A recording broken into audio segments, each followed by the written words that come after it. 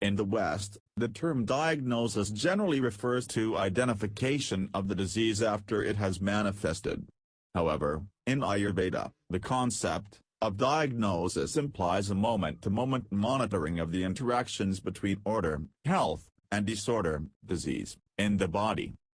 The disease process is a reaction between the bodily humors and the tissues.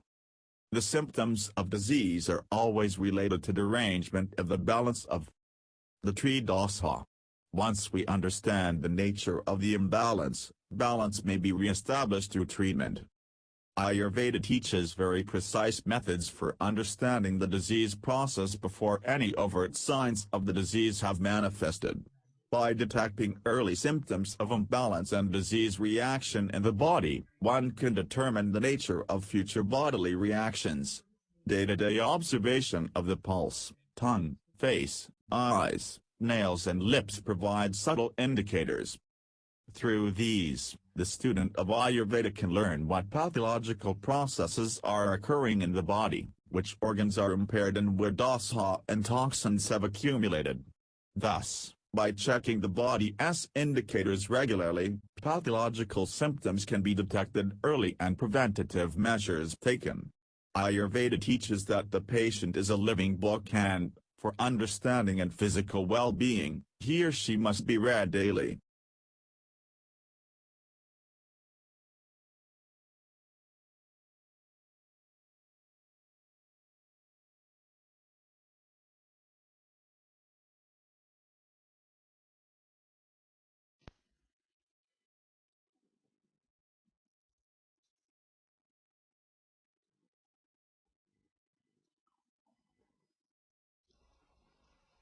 As the diagram shows, the radial pulse is felt with the first three fingers, the index, middle and ring fingers.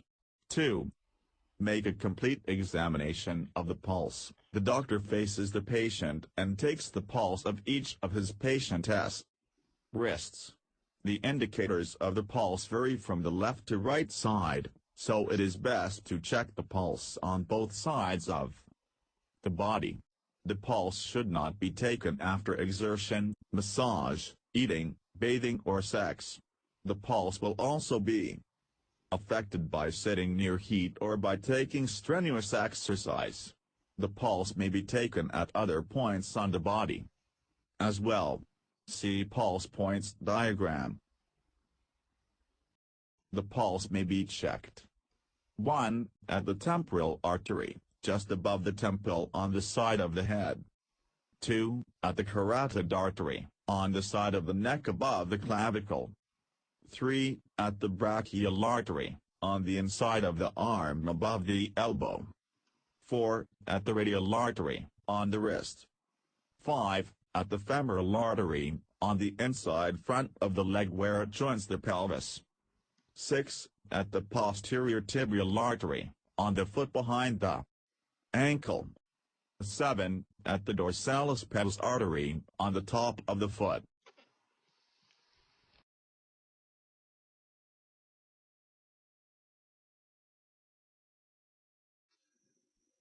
To check your own pulse, keep your arm and wrist slightly flexed. Place your 3 fingers lightly on the wrist just below the radial bone, wrist bone, and feel the throbbing of the pulse. Then decrease the pressure of your fingers slightly to sense varying movements of the pulse. The position of the index finger denotes the place of the Vata dosha. When Vata is predominant in the constitution, the index finger will feel the pulse strongly. It will be irregular and thin, moving in waves like the motion of a serpent. This type of pulse is therefore called the snake pulse and it indicates aggravated Vata in the body. The resting place of the middle finger denotes the pulse of the Pitta dosha. When Pitta is predominant in the constitution, the pulse will be stronger under the middle finger. It will feel active and excited and will move like the jumping of a frog. Hence, it is called the frog pulse. This pulse denotes aggravated Pitta. When Kapha is predominant, the throbbing of the pulse under the ring finger is most noticeable. The pulse feels strong and its movement resembles the floating of a swan. It is called the swan pulse. Not only the constitution, but also the status of the body's organs can be determined by examination of the superficial and deep pulsations. The beats of the pulse not only correspond to the heartbeat, but they also reveal something about the important meridians that are connecting pranic currents of energy in the body. These currents circulate through the blood, passing through the vital organs such as the liver, kidney, heart and brain. By feeling the superficial and deep pulsations, the sensitive examiner can detect the conditions of these various organs. Each finger rests on a meridian of the element associated with the dosha of that place. See hand chart. For example, the index finger which rests on the Vata dosha detects bodily air, the middle finger which touches on Pitta detects fire, and the ring finger which feels the kapha pulse, water. The index finger rests on the patient's right wrist at the site for feeling the activity of the large intestine with a superficial touch. Firmer, deeper pressure is applied, the activity of the lungs may be sensed.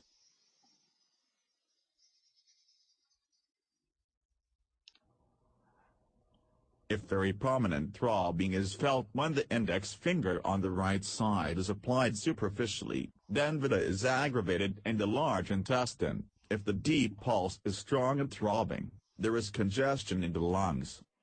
The middle finger resting on the right wrist can detect the status of the gallbladder with superficial touch and the liver with deeper pressure. The ring finger senses the pericardium, outer covering of the heart, when applied superficially, and, with the deep touch, the harmonious relationship of the Vata-Pitta kapha is detected. The index finger resting superficially on the patient's left wrist monitors the activity of the small intestine, while the heart is monitored by deep pressure. With superficial pressure of the middle finger, the activity of the stomach is observed, and deep pressure reveals the status of the spleen. The ring finger applied superficially reveals the condition of the bladder while deep pressure checks the functioning of the kidneys. To learn this technique of examination of the pulse requires attention and day-to-day practice.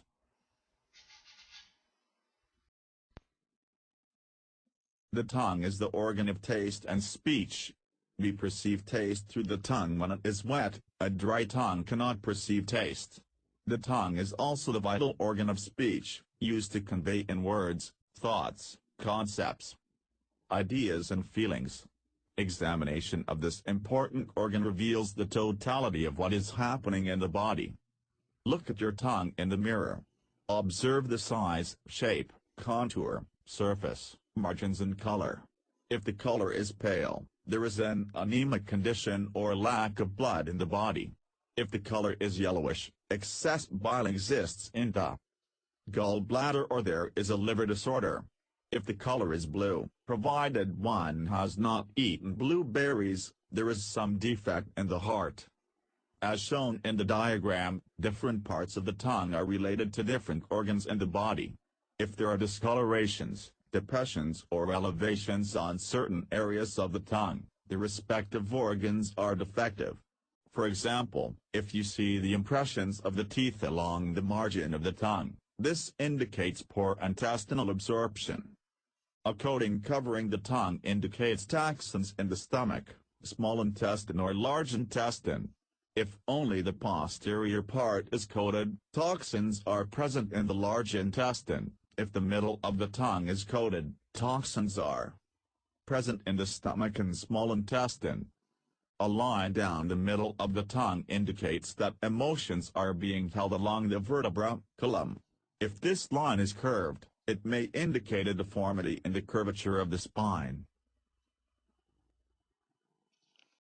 A discoloration and/or sensitivity of a particular area of the tongue indicates a disorder in the organ corresponding to that area. A whitish tongue indicates kapha derangement and mucus accumulation, a red or yellow-green tongue indicates pitta derangement, and a black to brown coloration indicates vata derangement.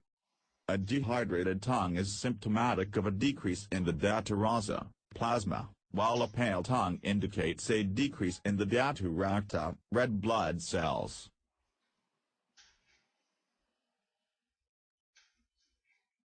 The face is the mirror of the mind.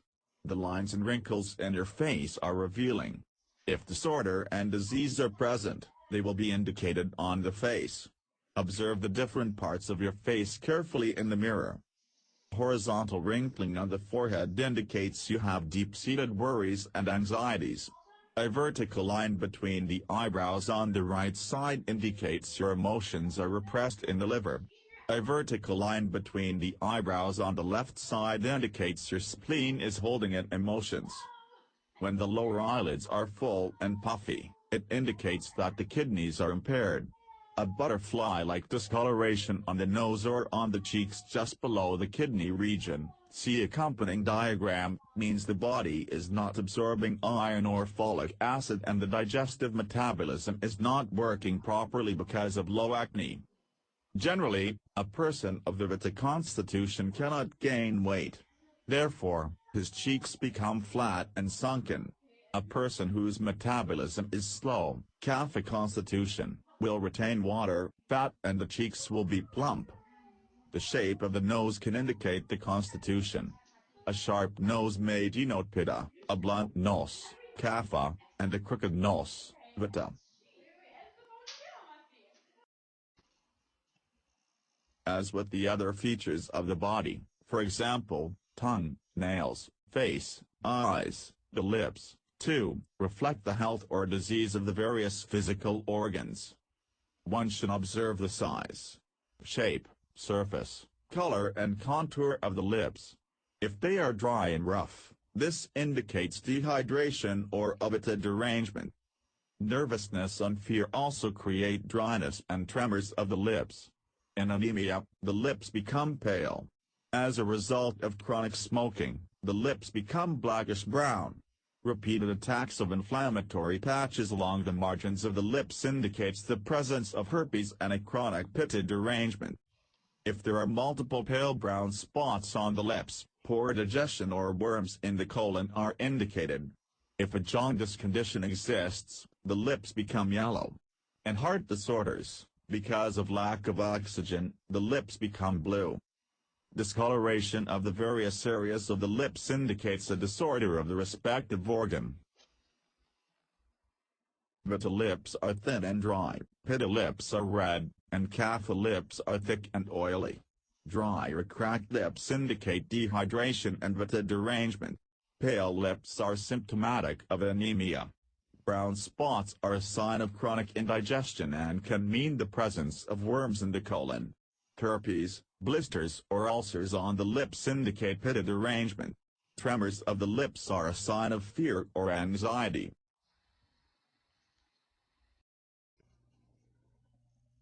According to Ayurveda, the nails are waste product of the bones.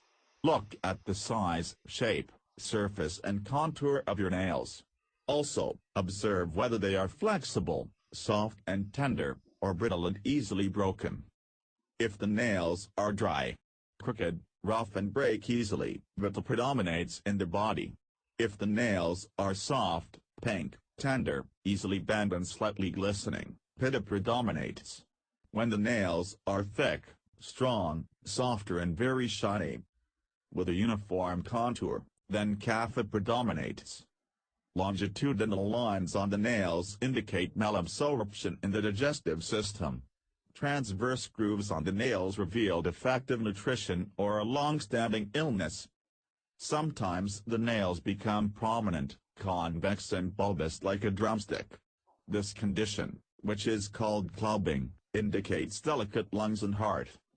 When the nail is spoon-shaped and concave so that it will hold a drop of water and iron deficiency exists. White spots on the nail indicate a zinc or calcium deficiency. Pale nails indicate anemia. Undue redness shows an excess of red blood cells. Yellow nails indicate a delicate liver or jaundice. Blue nails show a weak heart. Each finger and the thumb correspond to an organ of the body. The thumbnail corresponds to the brain and skull and the index finger to the lungs. The middle finger relates to the small intestine and the ring finger to the kidney. The little finger relates to the heart. A white spot on the ring finger indicates calcium deposits in the kidney. If the spot is on the middle finger, there is unabsorbed calcium in the intestine. If the white spot is on the index finger, it indicates calcium deposits in the lungs. Coloration of the nail can denote a particular disorder. If the nail is pale, anemia is indicated. A yellow nail is a sign of a delicate liver, while a blue nail is symptomatic of delicate lungs and heart. If the luna, the crescent at the base of the nail, is blue, a disturbed liver is indicated. A red luna is a sign of cardiac failure.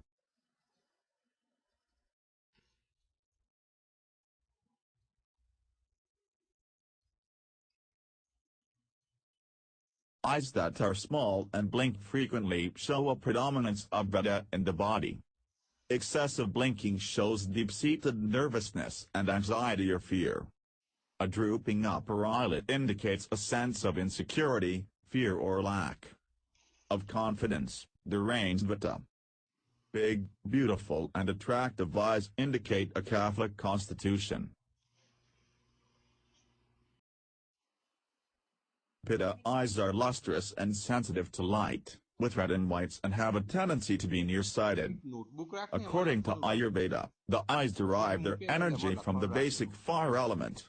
The fiery energy in the retina results in sensitivity to light. Thus, people of Pitta constitution, having an abundance of fire in the body, often have eyes that are hypersensitive to light. If the eyes are prominent, there is a dysfunction of the thyroid gland.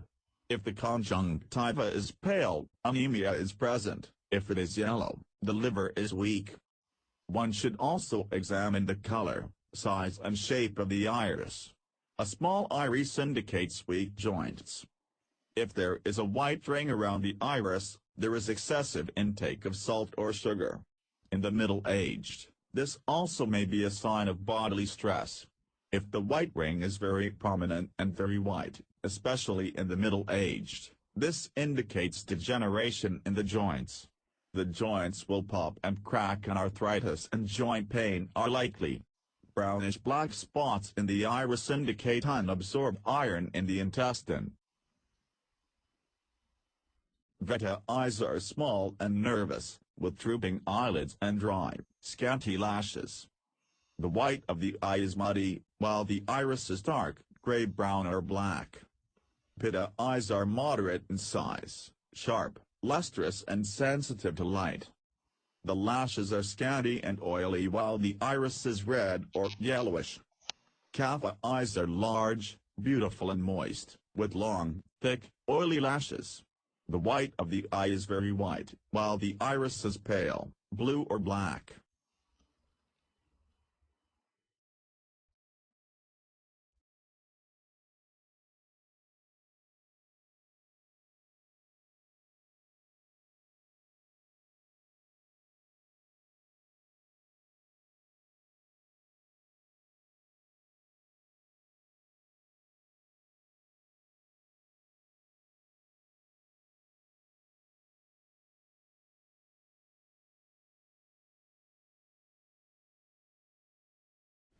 So we're going to start speaking about diagnosis in Ayurveda, and how giving you a few tools where you can start looking at the body, the outside of the body, which is the map of the inside of the body. So here we're learning about basic things that you can take away and you can apply to yourself, you can apply to your family, friends, and again, it's part of getting to know yourself a little bit better. So in an Ayurvedic consultation, for example, a practitioner like me will look at the whole body. You know, what's going on with the eyes, skin being the biggest organ of the body. Does it have blotching on it? Does it have red areas on it? Start to touch the bones. Do they have pain in it? You know, and part of the stomach we touch as well. So diagnosis is done by asking questions, touching and observing. So just by observing you and get to know a lot about who you are, what you do. It's not about looking and saying, are you good or bad in that sense. It's more about, are you doing something good or bad or beneficial or not beneficial, and what is it doing in your body, right? So like you just shared about food, you know, you said you ate too much. So already you know digestion is a little bit hindered, and then it makes you heavier. That will make your eyes look a certain way. It will make if you do it long enough, it will make your hair look a certain way. Your whole body changes continuously depending on what you think and what you put into it constantly. So that is you. So I'm looking to see how the eyes are, how the tongue is. We'll be doing some of these things. I'll get you guys to look at each other as well. It'll be kind of fun. Because some of you are friends and you know each other, and some of you don't. So it's always fun to look at a stranger's tongue and tell them what's going on inside.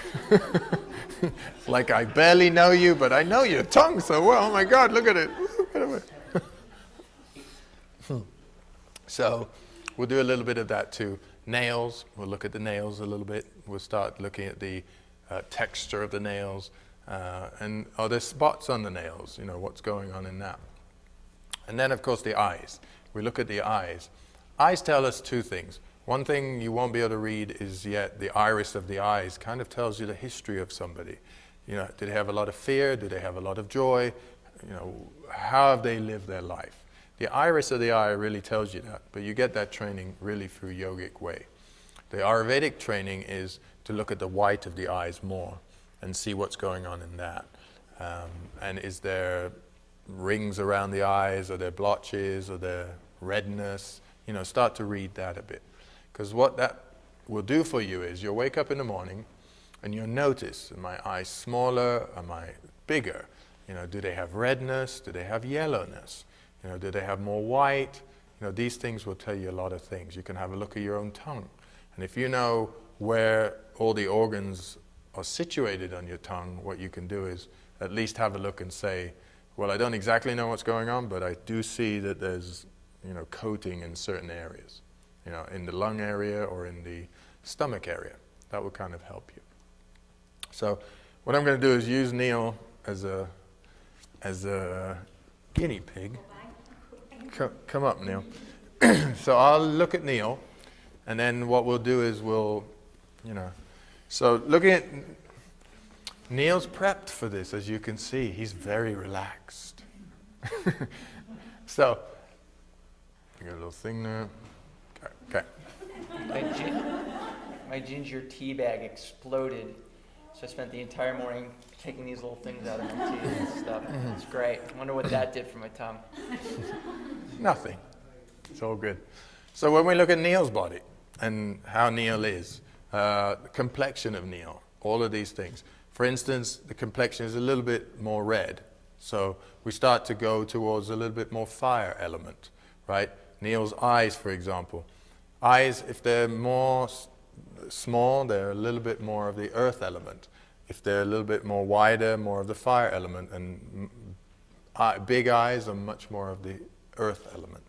So that's the reason why we can't just look at eyes and just look at skin and just look at one thing. We have to look at absolutely everything and then conclude, you know, what is going on in this body. You know? So the eyes are a little bit more fire-like, but inside, in the white, he doesn't have like red, so there's not a lot of fire coming out of the eyes. Because also the seat of the eye, we call it the seat of fire, whereas the nose is the seat of earth. That's why you get a lot of mucus in the nose and this membrane, because earth is heavy and it sits there. So depending on what you eat, ends up becoming more and more mucus in this area. So, for instance, seasonal things, when the earth is changing a little bit now to warmer weather, you may think, oh, I'm getting the flu, you know, because I'm all, you know, a lot of stuff going on here. That has to do with you not shifting in diet, let's say. If you keep eating the dairies and the cheese and all that heavy stuff you've been eating, that mucus doesn't burn quick enough, and what it does is it gets stuck in this area. So you don't actually have the flu, and one way of knowing that is, if your body doesn't ache, then you don't have the flu. An achy body is a body that has more of like a virus feeling. But if you have no ache in the body and you're just stuffed up, well, that's just mucus. You know. Another good way is knowing you shouldn't eat is when the right nostril is blocked. So, like I told you, this side of your body is all about fire, the male energy, the sun energy. And that's the area where food gets digested, that strength. So when the body is telling you the right-hand side is blocked, then don't take in food until it's unblocked. Right? So I noticed when I got up this morning, I was blocked in one area, and then by the time we got to breakfast, it was unblocked. Okay, it's okay to eat now. So these are little tricks. So Neil's body is more, can you see there? Yeah. You okay? So he's, what, you can see through me? I think we should be listening to her. Oh my God. Busted. I just went like that. I went like that. Oh my God, she can see through me. It's horrible. She'll be doing the next section on how to read through people, which is a lot more useful, if I can tell you. So a body like this is a little bit more fiery body, but like Neil has been working on becoming more earthy, being more grounded, for example. So he has a yoga practice. He watches what he eats. He eats like vegetables and fruit and rice and those kind of things pretty much every day. And he's changed his diet a lot. So his body keeps changing. So we say in Ayurveda, we come into the world with a certain prakruti, which is a kind of element type. And we either stay in that element type, and throughout our life, that's who we really are. But we can shift out of it a little bit too, depending on how we eat, how we think. If we recognize that we have imbalances in one area, and we start to balance them in the other area, then we can address them and actually change a little bit our nature. So we don't have to always stay that way. All right? So by the size of the hands, put your hand up. Good like that? Yeah. So for example, for the size of the hands, the redness of the hands, even the shape of the bones, everything we can tell, when it's very much more thinner, people are, when you get into the old age and the grandparents kind of thing of 80, 90, 100, body shrinks. That's because the air element is too, people become lighter, but that air element in the bones is shrinking everything, right? So that's becoming brittle and air-like. So here, this is much more of a fiery body kind of make of the bone structure, if you like. And then stick out your tongue. Breathe. Yeah, you don't need to look that weird. There's no help. Ask me to stick out my tongue. I think weirdness is an inevitability. Yeah, we can't. See, so the tongue has got a little bit of a white coating on it, right? But you can't see like white, especially in. Yeah, well, we can say it's a little bit centralized towards the back. And then if you see in the front, here's the lung area and the heart, it's kind of empty. So he's not a smoker. You can put your tongue. Although I know you like doing it. He's not a smoker. He doesn't eat particular things because actually we all live together with Zuzu and everybody. So we know each other well, what we eat, because we make food for each other now. And so he's not into a lot of heavy foods and all of those kind of things. So the back of the tongue is more below here, where's the colon. And then as you come forward on the tongue, it's all about the spleen, the liver, the lungs, and the heart. So the head isn't represented on the tongue. And so you can see from his tongue, slightly a little bit of coating. So if we start looking, we will, at everybody's tongue, you'll see that little bit of coating, it's okay. That's just going to be there. If you want to clean that out, it's going to, you're going to have to do some flushes through the colon, where the whiteness is sitting. All right. Then, reading on the face, for example, here he has very strong liver and spleen line. Right? So liver being on this side, and thank you for exaggerating. You don't have to exaggerate, it's nearly over there. So those are protruding, they're much more stronger. So we can tell by the face alone from that. The liver is the seat of anger, for example. If you've had frustrations, if you've made the body too hot through frustrations and things like that. And actually, he didn't have that, but we traveled in India for 2 months together, and after we slept in the same room for 2 months, he got that. So I was indirectly helped him to get there. But yeah, but in that area, the liver, seat of emotion. Each organ, different things sit in there. So like I said, the stomach, solar plexus area, you can already feel it. I don't need to tell you. Emotion comes around, sits there. You can't move it, you know. So liver is the same thing. A lot of liver problems, liver cancers, liver situations, we first of all in Ayurveda go to, are you angry? Are you aggressive? Is something bothering you, you know, in that sense? Because then we start to feed herbs into the body to get rid of it. You know, dandelion and those kind of cooling herbs, right? Because pitta, what we call fire, is strong and it's hot. So any herb that we put into the body needs to be cooling. Okay? And the spleen is all about the blood, keeping the blood healthy, keeping the blood strong and clean, you know, and rejuvenating the blood in the body. So those areas are sticking out, and we'll deal with you later. So, but if you look at the eyes, the white of the eyes, quite clean. And he's got contact lenses in, but if you see like a circle around the iris, for example, it's like having too much salt in the body, having too much sugar in the body. In an older person, it can be degenerative disease of the joints, you know, like arthritis. So you can tell a whole bunch of things by just reading eyes and skin. And you know, this area is all about digestion. So he has quite good digestion. He doesn't have any marks on there. And underneath the eyes are all about liver. So a lot of people have that dark circles.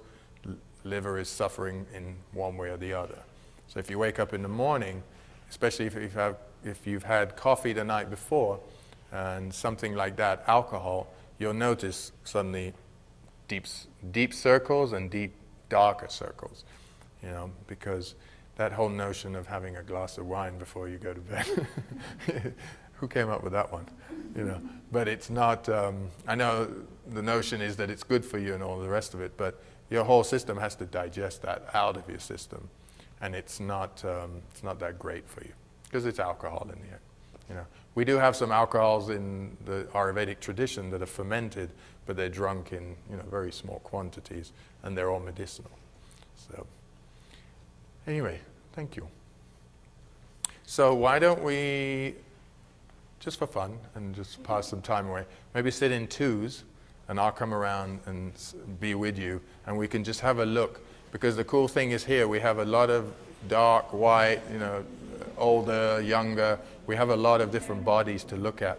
And you can just look at each other and see if you can spot something on what I've just said to you. Looking at the eyes, looking at the tongue, and things like that.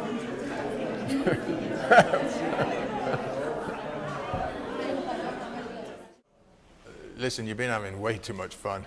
And I'm sure you're not diagnosis has never been so much fun. So do you get a little idea of when you look at the body, right? That's just 5 minutes of kind of looking at each other and reflecting on each other and seeing, oh, okay, yeah, I have that, and oh, yeah, your tongue is a bit coated there. So part of the rest of the consultation would be, like I would ask you questions, for example, about your life. And we want to know how the mind and the body is working together. So I would say to you, for example, what's 5 foods that you eat daily? Just off the top of your head. Salads. Toast. Chocolate. That's good. That's good to hear. Oh yeah, cookie and okay. Cookie, coffee, chocolate. Kiwi and pear. And there's a kiwi in there. There's 3 kiwis. Oh, there's 3 kiwis. Daily routine, yes. Okay. And 1 pear. Okay, so interesting. Pear. That's actually So what? Don't judge her because she eats a parrot. It's fine. She's only eating 1 parrot and 3 kiwis, so there's some balance. Okay, so I would ask these kind of questions. Kiwis are coming in from other country, right? So from far away.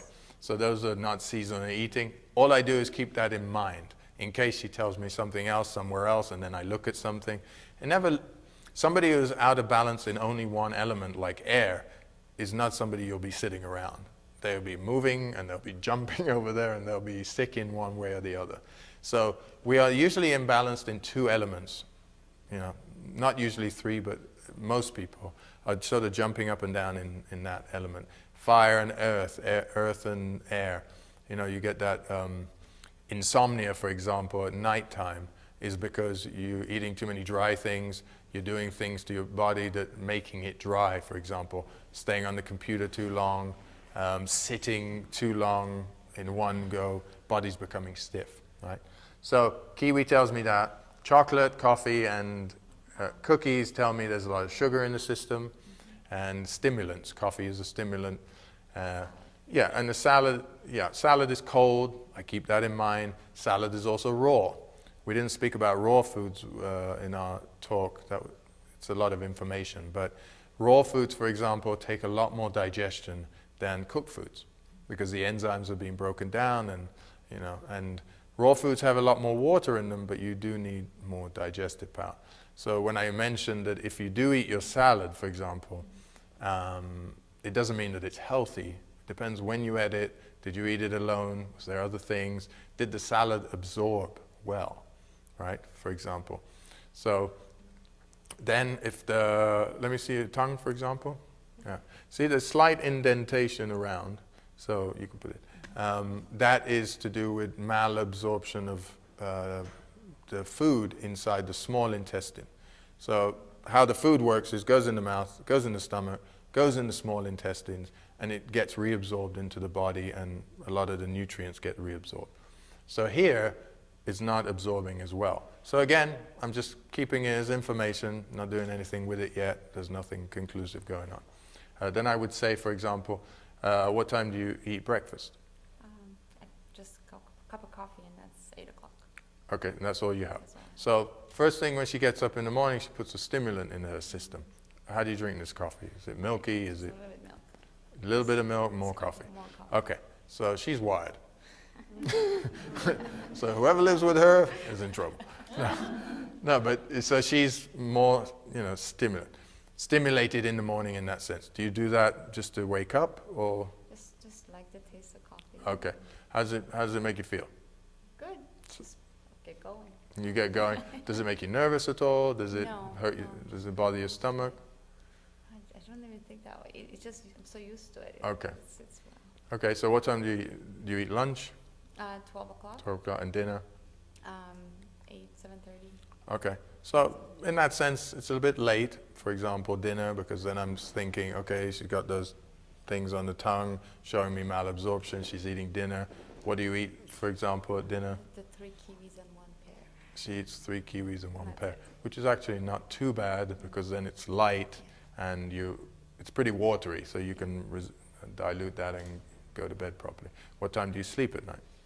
12. 12? 12 midnight. Okay. What time do you wake up in the morning?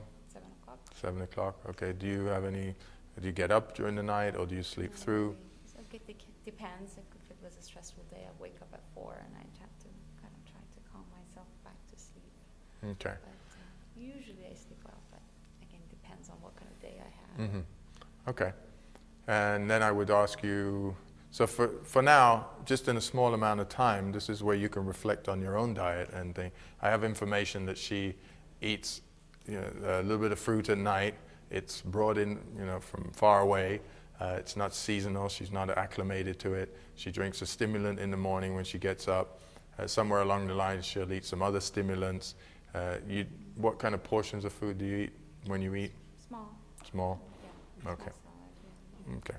So there's not a lot of food in her system. Maybe the coffee and the stimulants aren't bothering her as much as it would somebody else, because she's not actually digesting very much food.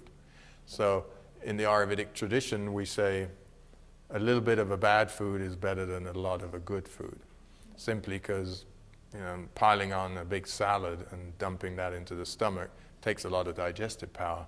Although it's a good food, now it's a hindrance to the body. Whereas, you can pick up that piece of pizza, which isn't great for you, but because you're only eating a slice of it, it can get out of the system quickly. It won't give you nutrition, but it will at least not hinder the body in having to digest more. So then I would some of the part of the consultation gets sort of private, and it's all about your sex life, it's about your bathroom habits and all those kind of things, just to know how does this system all work together. Oh, you are? Now I know you. Yeah, get up here. Get in on here. His wife is not here. Okay. Let me just point out that that's the same person who ate this.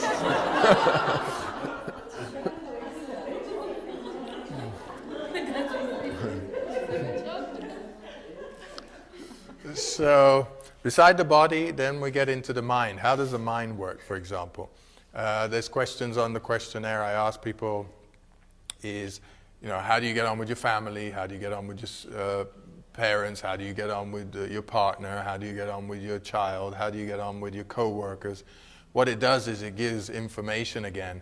How does this mind work? Because if I know how the mind works, I pretty much know how the body works. Because the body doesn't do much on its own. It just is it's sitting there waiting for the mind to tell it what to do. The body, the only time it's affected is by the outside environment, hot and cold and all that, and of course what foods you put into your body. But when I ask you what kind of foods you put into your body, the fact that you're taking in quite a lot of stimulants like that is either because you need more nurturing, because those are all the sweet tastes as well. So if you feel less nurtured, you'll take in those things. So all of this is just information. One other thing we do is the touching part is putting the body, seeing if the joints hurt or stuff, and also pressing into the stomach area, the 6 different areas, to see if it's hard or if it's soft. So pretty much everything here should be soft. Nothing should be hard. So that's another way of knowing a little bit. So if any time you get something coming across something hard, the spleen here or the liver here, then it's something to look into. So you have any questions about this? Nails. Oh yeah, we forgot nails. Okay, so nails you can tell by bending the nails a little bit. Are they soft? Are they brittle? Do they break? So here we have soft nails. We press them. They go from white to pink. If we look at them, see, she doesn't have any spots on any of them, but spots on the calcium deposits on different fingers mean different things as well. But the main thing for you is when you bend them, what's the quality of this nail? Is it very bendy? Does it bend too much? If it's brittle, it's much more, you need lubrication in the body. Yeah. If you have calcium deposits, for example, I haven't said this for a while, calcium deposit on the ring finger is, I've completely blanked out. I forgot what it is. Instead of telling you something that I can't remember, I won't tell you at all. So on each finger matters, where the spot is? Yeah, there's 3 different things. It's actually to do with the in the lungs, in the colon, and I forget which one it is. I've just mixed them up. Yeah. So, and the only way is, I don't want to give you the wrong information, so I won't just tell you which one it is until I'm sure. But it's, but like me, I don't have any. They would have to be pretty prominent white spots. If there's a little bit or something, that's not a problem. How about when it is ridgy? When it has ridges, well, the bone is what feeds the nails and the hair. So any issues you have in the hair of brittleness and the ridges and these kind of things come from the bone itself.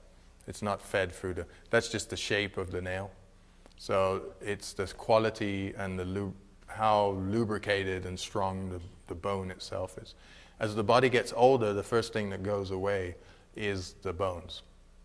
Bones get brittle. That's why people break their hips and their knees, because of the brittleness. So all the ghee and the stuff that we put downstairs is for that reason. Is the body needs more fat as it gets older. It doesn't need more food because you're not really building muscle and stuff anymore. But just to maintain the body, you need a lot of more lubrication. Because in Ayurveda we speak about the times of the day, which earth, fire, and air are predominant more, which is early morning is more earthy time, it's heavier, you're getting up. Midday, sort of till 2 o'clock, is around pitta, it's warmer, it's the fire time, and air comes in sort of 2 to 6, and then it starts kapha time, earth time again, and then it goes round the clock again. And during our life, we say children are born much more during the earth time, and then midlife we go through the fire time, and then at the end of our lives we kind of go through the air time. That's why we shrink and we become smaller and more petite. The people who don't are the ones who put a lot of sort of fat into their body. So the bone doesn't shrink itself. Air element doesn't get into the bone and deteriorate it. So what kind of oil to lubricate the bone or the joints? The main one we use is ghee, the butter fat, simply because it really is a food unto its own. It's kind of like when Haas and I were talking about the different herbs you use. There's certain herbs that you use, and there's certain fats like ghee that just, for whatever reason, the composition of them, and maybe because they came from another being as well, the cow or the goat, it just has nutrition in there that you can use. And when you do boil the water off it and you make it into solid fat, the body can take that into the deeper tissue. So there's not very many things that get into the deeper tissue of the body. So that's one. Of course, the olive oils and the almond oils and all that stuff is great too, but it's really through that fat that we get it. Because it's also soluble and it becomes oil. You know, it's that oily thing that goes into the body. So it's fat, but it's oil that goes. You said, what about cholesterol? I mean, some of us have high cholesterol. Yeah, it doesn't, because it goes into the deeper tissue, it doesn't affect your cholesterol. You would have to eat a lot of that stuff. I mean, a lot. I eat 3 or 4 tablespoons a day. So, you know, those kind of things, cholesterol levels and all of these things, it's really, if you go to a doctor, they're going to read cholesterol levels between certain guidelines. You know, how fast your heart beats, and if your blood pressure is high and everything. You really have to fit into a certain parameter that they set. But they don't take into consideration how tall you are, where you're from, what kind of food you eat, you know, how old you are, you know, all of those kind of things. Because for the blood to move all the way up a guy who's 6'3" and a guy who's 5'9", the blood pressure is completely different. But none of that is taken into consideration. So actually you may not have as high cholesterol as you think, or have high blood pressure, but you can't, simply because you can't fit into that norm, if you like. That's why we don't have any numbers. What do you think about coconut oil? Coconut oil is great, and if you notice, coconut oil melts during the hotter season, so you can tell straight away it has a cooling effect. So it's great for the skin, putting it on the skin and using it throughout you don't need it really in the winter, but it's great for the summer. Not cooking? Yeah, you can cook in it too. It's nice. Yeah. It's not saturated fat? You know, quantity is always the thing to look out for. It's when I'm making my herbs, for example, I take it out of the bag. I don't just dump the bag in there, and I put the quantity that I want. You know, how much water you put on it dilutes it, makes it weaker. Less, then it makes it stronger. It's really, Ayurveda is all about individuality. There is nobody uniquely like you, you know. So the body works the same way, the liver works the same way, the stomach works the same way. Everything works the same way, but you're just not, you don't absorb information and things the same way. So this amount of coconut oil might be great for you and that much for somebody else. So quantity, always keep that in mind, depends on you, not reading a book, you know. So, sure, I think somebody had their hand, yeah. What kind of food or herb or fruit makes our body more alkaline than acidic? Acidic and alkaline can be translated into hot and cold, basically. That's what it is. Alkaline is cooler, acidic is hotter.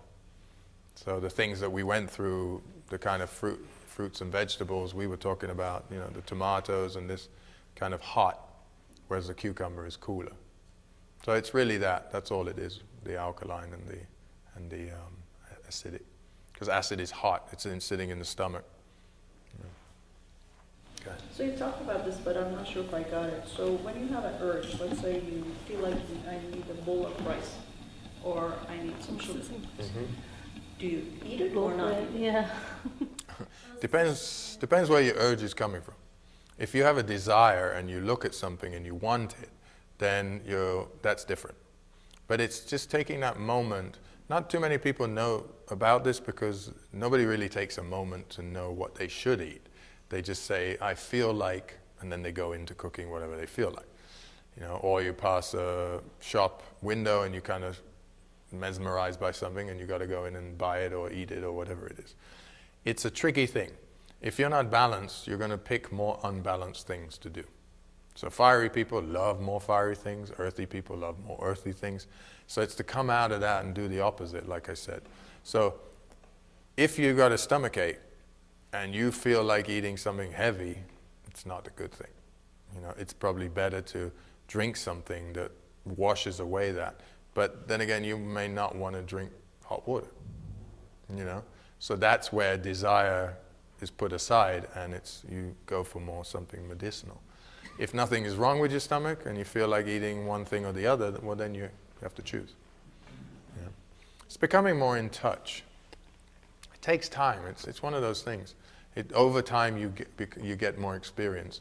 You'll know, last time I ate this and it didn't sit well with me, let me eat a little bit less of it now, let me see if it was that, or maybe it was just the moment when I ate it.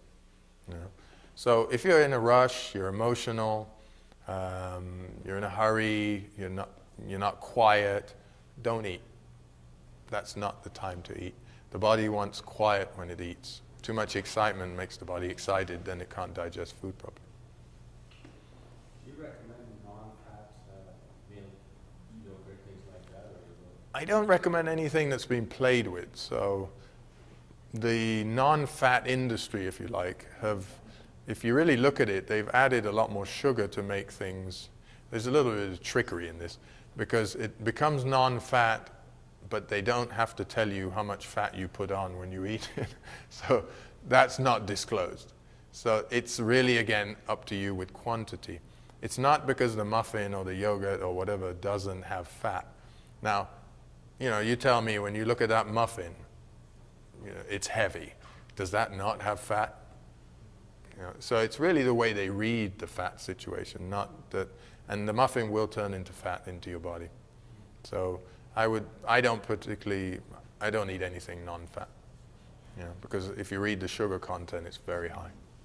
And sugar. Yeah, they all put sugar in them. You know, some of them. Well, I'm not sure if it's part of the process that increases the sugar content, but if you do read it, it has added sugar. It's pretty interesting. Yeah, they have a lot of high. Well, they have to supplement the taste. You know, you can make non-fat milk at your own house. Just take regular milk and put some in a glass and put some water in it, and it's non-fat milk. That's what they're doing, except then they're putting sugar in it to make it more tasty. But our food industry is really run on getting you to eat more. That's what it's become. It's become a numbers game. So they've got everybody eating more. You know, I watched a documentary the other day on this and how they get everybody to eat more and buy more and consume more. And it's a real. They've made it into a real science. They tap into everything you do, how you buy, how you use your credit card, everything, and then they sell you stuff. You know, it's not by coincidence when you're online that advert comes up just for you. It's for you and the other 3 million people who have that kind of shopping habit. You know? So, good. So maybe we'll take a break, stand up and take a break, and then we'll come back for the last session of the early afternoon. Yeah, well,